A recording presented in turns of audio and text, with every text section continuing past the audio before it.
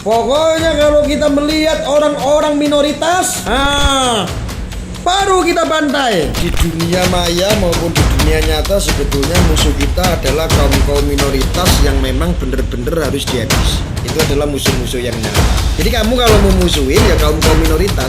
Orang minoritas itu siapa-siapa saja, seperti apa? Apakah orang Hindu? Apakah orang Kristen?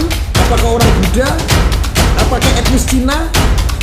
Apakah mereka orang-orang minoritas?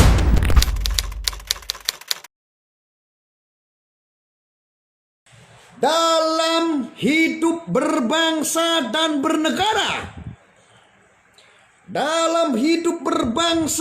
bernegara, maka yang disebut orang-orang minoritas adalah mereka-mereka yang anti terhadap NKRI, mereka yang suka mentogut-togutkan negara, mereka yang suka mensirik-sirikan pemerintah, mereka yang membenci terhadap aparatur pemerintah ataupun pemerintahannya, seperti TNI, Polri dianggap togut, sirik.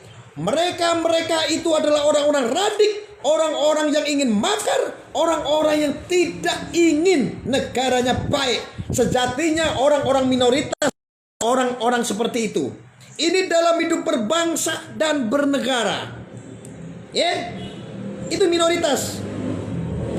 Selama Anda menjadi orang Indonesia, mencintai bangsa dan negaranya, entah agamamu Kristen, entah agamamu Hindu, entah agamamu Buddha, entah kamu punya agama aliran kepercayaan lainnya, asal kau cinta terhadap bangsa dan negara, berarti Anda orang mayoritas.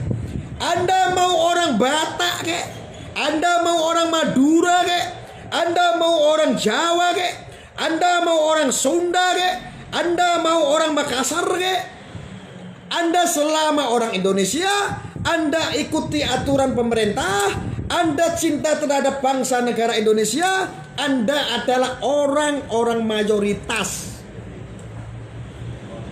Jadi mulai sekarang, dengarkan baik-baik. Mulai sekarang kalau Anda orang yang matanya sipit karena nenek moyang Anda orang Cina, Anda seandainya agamanya Nasrani karena hidup di tempat yang kebanyakan orang beragama Hindu atau Buddha atau Muslim, kalau ada yang memaki-maki Anda yang mengatakan kalau Anda adalah orang minoritas, culek ngatane. Berarti mereka sendiri yang bilang seperti itu adalah orang-orang minoritas. Paham? Jadi seperti apa Gus orang-orang minoritas? Orang-orang minoritas dalam hidup berbangsa dan bernegara adalah mereka yang tidak mencintai terhadap bangsa negara Indonesia. Sejatinya mereka adalah orang-orang minoritas. Lalu mereka datanya dari mana Gus? Mereka mengadopsi paham-paham dari luar.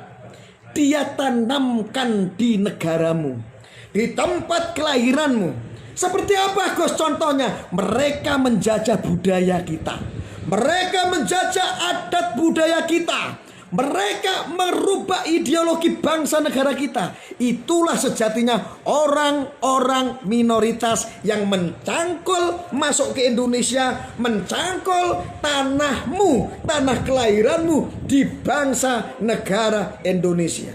Itulah orang minoritas. Jadi mulai sekarang Anda semuanya harus bersatu, Anda semuanya harus pede. Apapun agamamu, apapun rasmu, apapun sukumu, Anda orang mayoritas fix. Ini bukan negara Jawa, ini bukan negara Batak, ini bukan negara Sunda, ini bukan negara Islam, ini bukan negara Madura, tetapi ini adalah Indonesia. Ini Nusantara.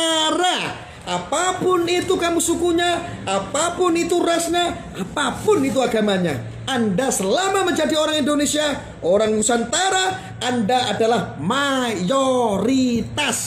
Jadi gak usah bentur-benturin lagi tentang agama. Urusan agamamu, urusan itu untuk menyelamatkan nanti kehidupanmu, pertanggungjawabanmu kepada Allah Subhanahu wa Ta'ala. Cukup. Ya udah usah berantem-beranteman tentang agama. Agama kau jadikan alat peperangan, Agama kau jadikan topeng untuk kejahatan. Agama kau jadikan framingan untuk kepuasan hawa nafsumu.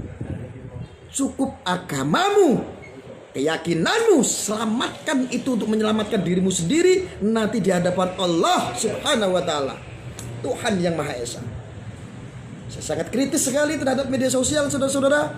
Makanya saya selalu mengedukasi bahwa itulah kajian-kajian tentang minoritas dan mayoritas dalam hidup berbangsa dan bernegara.